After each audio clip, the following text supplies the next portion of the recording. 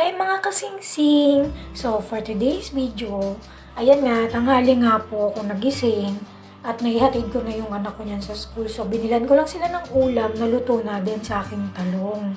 Ewan ko ba? Cravings ko, almost 1 month na ata itong talong na to. Pansin nyo ba? So, mga last kong video.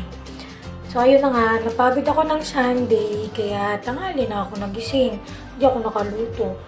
So, inugasan ko muna yung talong bago ko siya prituhin.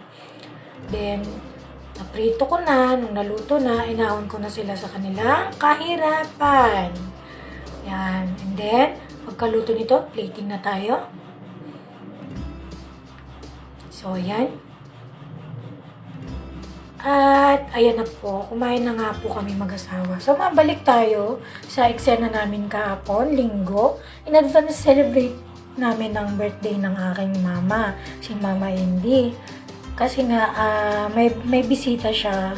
Ang birthday niya kasi is tatapat ng 24, Miyerkules. Mga bisita niya po is kanya mga kasama sa church. At ang aming mahal na Bishop Joan. Wow. So, ayan na. Bongga.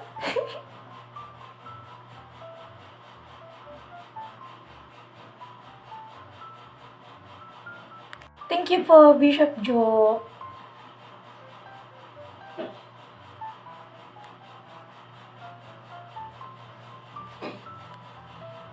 Hagard ko dyan kasi dami kong ginawa.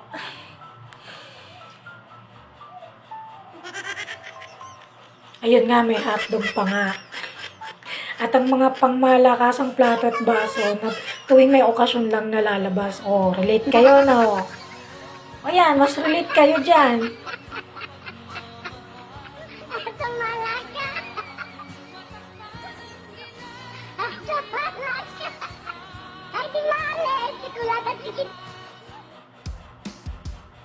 So, ayun lang mga guys. Maraming salamat sa pumunta sa birthday ng mama ko. Thank you for watching. See you on my next video. Bye!